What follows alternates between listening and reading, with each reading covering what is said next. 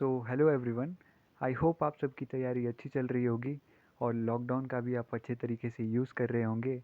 Last video में हमने बात की थी स्टेबिलिटी के बारे में।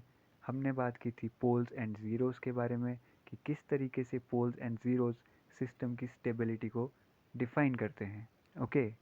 और हमने बात की थी कि फर्स्ट ऑर्डर और सेकंड ऑर्डर के रूट्स निकाल के हम सिस्टम की स्टेबिलिटी को कैसे निकाल सकते हैं। तो उसके बाद हमने बात की थी कि अगर हमारे पास कोई हायर ऑर्डर इक्वेशन है, हायर ऑर्डर पॉलिनोमियल है, तो उसके लिए हमें थ्योरी की ज़रूरत पड़ती है जिसका नाम है राउथ-हर्विट्ज़ क्राइटेरिया। तो उसी क्राइटेरिया और उसी थ्योरी के बारे में हम आज चर्चा करने वाले हैं। ठीक है, बहुत ही इजी कॉन्सेप्ट है और बहुत ही इंपॉर्टेंट कॉन्सेप्ट है। ठीक है, तो राउथ-हर्विट्ज़ ने एक एरे बनाया और उस एरे में डिफरेंट कॉलम्स हैं। ओके। राउथ ने बोला कि अगर फर्स्ट कॉलम में जितने नंबर ऑफ साइन चेंजेस होंगे उतने ही पोल्स होंगे राइट हाफ में। ठीक है, एस प्लेन के राइट हाफ में उतने ही पोल्स होंगे। इसका मतलब है कि अगर राइट हाफ में जितने भी पोल्स होंगे इसका मतलब सिस्टम इज़ अनस्टेबल, क्योंकि हमने लास्ट वीडियो में देखा था कि राइट हाफ में अगर एक भी पोल आया तो हमने सिस्टम को अनस्टेबल कहा था। ठीक है, बट अगर कोई भी पोल लेफ्ट हैंड में आया तो उसको हमने कहा कि हमारे पास जो सिस्टम है वो एक स्टेबल सिस्टम है। ठीक है, आई होप आपको ये डेफिनेशन इसकी क्लियर होगी, आपको अंडरस्टैंड हुआ होगा। अगर नहीं क्लियर हुआ तो आप वीडियो को अगेन रिपीट करके देख सकते हैं। अभी हम आगे वीडियो में बात करेंगे किस तरीके से राउथ एरे को हम फॉर्म करेंगे। देखिए, किसी भी गेम को खेलने से पहले, किसी भी क्वेश्चन को सॉल्व करने से पहले हमें उसके रूल्स पता होने चाहिए, तभी हम गेम को अच्छे तरीके से खेल सकते हैं। ओके, तो इसके दो रूल्स हैं, आप स्क्रीन पे देख सकते हो। पहला जो रूल है, ठीक है, बहुत इंपॉर्टेंट रूल, कि अगर कोई भी पॉलिनोमियल है या कैरेक्टरिस्टिक इक्वेशन है उसमें कोई भी नंबर बीच में मिसिंग नहीं होना चाहिए। जैसे इस इक्वेशन में एस स्क्वायर मिसिंग है। ठीक है, तो ये भी राउथ-हर्विट्ज़ क्राइटेरिया को फुलफिल नहीं करती। ओके, तो सेकंड है कि हमारे पॉलिनोमियल में नेगेटिव साइन नहीं होना चाहिए। ठीक है, वो भी हमारे गेम के रूल्स के खिलाफ है। नेक्स्ट हम देखते हैं, अब एक एग्जाम्पल लेते हैं, एग्जाम्पल से समझने की कोशिश करते हैं कि किस तरीके से हम राउथ एरे को बनाएंगे और वहाँ से स्टेबिलिटी को डिफाइन करेंगे। ओके, ये हमारे पास एक एग्जांपल है, ये हमारे पास एक सिस्टम है जिसका जी ऑफ एस आपको दे रखा है। ओके, एंड ये इसका क्लोज लूप ट्रांसफ़र फंक्शन है। अब इसकी राउथ एरे हम बनाते हैं। ओके, ये आप देख सकते हो। अब इसकी राउथ एरे कैसे बनानी है मैं आपको बताता हूँ। ठीक है, ओके, सो ये आपके पास दे रखी है characteristic equation S cube plus S square plus 2s plus 23। हमें क्या करना है, ये एरे में लिख लेना है S cube S square S rest power 1 और एस ज़ीरो, इस तरीके से जिस तरीके से स्टेबल में लिखा हुआ है। और उसके बाद हमने क्या देखना है कि एस क्यूब का कॉफिशेंट क्या है। एस क्यूब का कॉफिशेंट 1 है, तो हमने एस क्यूब के आगे 1 लिख देना है और उसको एक छोड़ के नेक्स्ट एस का कॉफिशेंट क्या है, 2 है, मतलब इसका अल्टरनेट लेंगे हम। ठीक है, उसके बाद एक को छोड़ के, तो यहाँ पे हमने लिख दिया 2। उसी तरीके से फिर नेक्स्ट से शुरू करेंगे, इस तरीके से एस स्क्वायर लिखा हुआ है, एस स्क्वायर के कॉफिशेंट को लेंगे, इसका कॉफिशेंट क्या है 1, और फिर 2s को स्किप कर देंगे फिर से, और 23 है।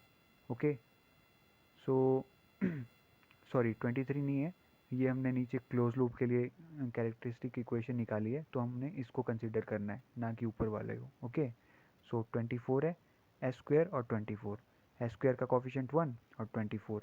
ठीक है, तो ये हमने लिख दिया 1 एंड 24। आई होप आपको ये फंडा क्लियर हुआ होगा।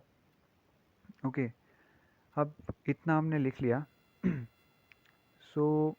इसके बाद हम क्या करेंगे कि इस वाले ये वाला नंबर हम कैसे निकालेंगे कि यहाँ पे क्या होगा। ठीक है, तो हमने क्या करना है कि 1 को 2 के साथ मल्टीप्लाई करना है, माइनस 1 को 24 के साथ मल्टीप्लाई करना है, और अपॉन ये वाला कॉफिशिएंट, ये वाला टर्म 1, तो ये वैल्यू जो आ जाएगी वो आ जाएगी -22। ठीक है, और अगर यहाँ पे कोई हमारे पास वैल्यू होती, मान लो यहाँ पे 1 होता, 2 होता, फर्दर कोई भी कोफिशिएंट्स होते, तो हम अगेन वैसा ही करते, इस 1 को इस 1 के साथ मल्टीप्लाई करते, -1 इंटू 2 डिवाइडेड बाय 1, ठीक है। फिलहाल हमारे पास यहाँ पे 0 है तो हमने यहाँ पे 0 लिख दिया, ठीक है। वैसे ही नीचे वाले एस ऑफ 0 के लिए भी करेंगे, -22 इंटू 24 -1 इंटू 0, तो इसकी जो वैल्यू आ जाएगी वो आ जाएगी 24, ठीक है। आगे तो कोई टर्म नहीं है, आगे 0 है इसलिए 0 लिख लिया। अब देखते हैं कि राउथ हर्बिट्स क्राइटेरिया क्या इसके लिए फुलफिल होता है। देखते हैं फर्स्ट रो में क्या बोला था कि फर्स्ट कॉलम जो है आपके पास ये, इसमें अगर जितने नंबर ऑफ साइन चेंजेस होंगे उतने राइट हैंड पोल्स होंगे यहाँ पे एस प्लेन में, ठीक है। तो देखते हैं यहाँ पे कितने साइन चेंजेस है। यहाँ पे क्या है प्लस, यहाँ पे प्लस मतलब नो साइन चेंजेस, यहाँ पे माइनस, प्लस से माइनस मतलब 1 टाइम साइन चेंज, फिर माइनस से प्लस 1 टाइम साइन चेंज, मतलब 2 बार साइन चेंज हो रहे हैं। मतलब एस प्लेन में कहीं 2 पोल्स हैं RHS में, ठीक है, राइट हैंड साइड में। इसका मतलब सिस्टम जो है हमारे पास वो एक अनस्टेबल सिस्टम है। आई होप आपको ये समझ आया होगा। ओके, तो ये तो हुई इसकी बात, अगर आपके पास सिंपली एक कॉलम में एलिमेंट्स दिए हुए हैं। अभी इसके 2 स्पेशल केसेस भी हैं। वो स्पेशल केसेस क्या हैं कि अगर आपके पास एक रो में 0 आ जाता है, ठीक है, एक स्पेशल केस ये है। सेकंड स्पेशल केस ये है कि अगर आपके पास पूरी की पूरी रो ही 0 आ जाती है तो भैया आप क्या करोगे। ये तो बहुत ही मुश्किल कॉन्सेप्ट, बहुत ही मुश्किल क्वेश्चन आ गया, ठीक है। तो इसके लिए भी मैं आपको 2 फंडास बताता हूँ कि इस तरह के क्वेश्चंस को आपने कैसे सॉल्व करना है। चलिए देखते हैं पहले वाला केस, फर्स्ट केस जिसमें एक 0 है, ठीक है। देखते हैं ये रहा, ये हमारे पास एक पॉलिनोमियल है, ठीक है। Just a minute.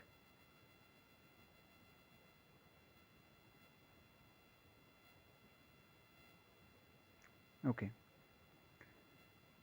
सो ये हमारे पास एक पॉलिनोमियल दे रखा है, ओके। और इसका हमने एक राउथ एरे बनाना है। सो ये हमने बनाया S⁴5, S⁴4, S⁴3, इस तरीके से हमने लिख दिया। और सेम पिछले वाले क्वेश्चन की तरह इसका कोफिशिएंट यहाँ लिख दिया, फिर इसको स्किप कर दिया, फिर 2s³ का कोफिशिएंट लिखा 2, फिर 4s² को स्किप कर दिया और 11s का कोफिशिएंट लिखा 11, ठीक है। आगे तो 0 है। फिर सेम इसके लिए किया, S4 का कोफिशिएंट लिखा यहाँ पे 2, फिर 4, फिर 10, ठीक है। अब नीचे वाली टर्म को कैसे निकाला, जैसे कि लास्ट स्लाइड में मैंने आपको बताया कि 2 इंटू 2 -1 इंटू 4, तो ये कितना आ रहा है 0। नेक्स्ट हमारे पास है 2 इंटू 11 -1 इंटू 10/2, ये हमारे पास आ रहा है 6। ओके, अब हमारे पास ये टर्म तो 0 आ गई, ठीक है। अब इसको फर्दर कैसे सॉल्व करना है, इसको हमने कोई भी पॉजिटिव कांस्टेंट वैल्यू मान लेना है। मान लो कोई भी लेटर से, जो भी आपका फेवरेट लेटर हो, मान लो A, B, C, एप्सिलॉन, कोई भी पॉजिटिव कांस्टेंट आप इसको एज्यूम कर सकते हो। और 0 को जो है रिप्लेस कर देना है एप्सिलॉन से, ठीक है। सो एप्सिलॉन से हमने इसको रिप्लेस कर दिया, ओके। और फर्दर हमने उसी तरीके से मल्टीप्लिकेशन कर दी, तो ये इस तरीके से यहाँ तक आ गया, ठीक है। अब हमें साइंस की वैल्यू, साइन देखने हैं कि कितने राइट हैंड साइड में कितने पोल्स है, तो उसके लिए साइंस का पता लगाना ज़रूरी है, ठीक है। तो उसके लिए क्या है, इस वैल्यू को उठाओ, 4ε - 12/ε, यहाँ से एप्सिलॉन कॉमन निकाल के लिमिट पुट कर दो, एप्सिलॉन टेंड्स टू 0, ठीक है। उस तरीके से जो है आपके पास एप्सिलॉन की वैल्यू आ जाएगी -∞, आप कैलकुलेट करके देख सकते हो, ओके। सो यहाँ पे आएगी वैल्यू -∞ जब मैं इसको सॉल्व करूँगा। तो अब हम यहाँ पे देखेंगे कितनी बार साइन चेंजेस हो रहे हैं। तो यहाँ तक तो पॉजिटिव थे, यहाँ से लेके 1 टाइम और -2 पॉजिटिव, यानी 2 बार साइन चेंज हुए। इसका मतलब पोल्स यहाँ कहीं आ रहे हैं राइट हैंड साइड में, और हमारा जो सिस्टम है वो अनस्टेबल सिस्टम है। आई होप ये वाला केस आपको समझ आ गया होगा। सो अब नेक्स्ट केस की बात करते हैं, जिसमें पूरा का पूरा ही हमारे पास रो जो है वो ज़ीरो है। ठीक है, अब ये एग्जांपल देखिए आप। सेम हमने उसी तरीके से, जस्ट अ मिनट,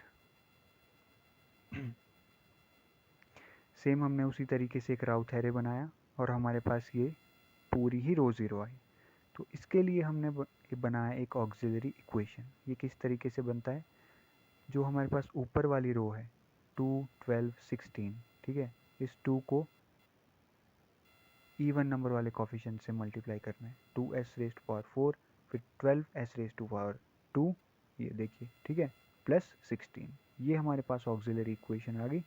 ओके, अभी हमारे पास एक ऑक्सिलरी इक्वेशन आ गई और इसको हम एक बार डिफ्रेंशिएट कर देंगे। ठीक है, डिफ्रेंशिएट करके जो वैल्यूज़ आएंगी उसको हम उसी वाले रो पे पुट कर देंगे। ओके, जैसे कि हमारे पास डिफ्रेंशिएट करके आ रहा है 8s³ प्लस 24s प्लस 0। तो s³ का कॉफिशिएंट क्या है 8, s का कॉफिशिएंट क्या है 24 प्लस 0। ठीक है, तो यही मैंने नीचे इस एरे में पुट कर दिया s³ की जगह, और नीचे सेम वही फॉर्मूला लगा के आप सॉल्व कर सकते हैं जैसे हमने लास्ट एग्जांपल किया। ठीक है, तो अभी हम देखते हैं कि यहाँ पे नंबर ऑफ़ साइन चेंजेस कितने हो रहे हैं। ठीक है, यहाँ पे देखा तो ऑल पॉजिटिव, यहाँ पे भी देखा तो all positive, no sign change in this system first row. Okay, so अगर हमारे पास कोई भी साइन चेंज नहीं है तो इसका मतलब all the poles are lying in left half. ठीक है, तो इसका मतलब है कि हमारे पास सिस्टम जो है वो एक स्टेबल सिस्टम है। तो ये थी स्टेबिलिटी की पूरी कहानी। ओके, टाइम डोमेन में। अभी फ्रीक्वेंसी डोमेन में हम आपके साथ बात करेंगे नेक्स्ट वीडियो में।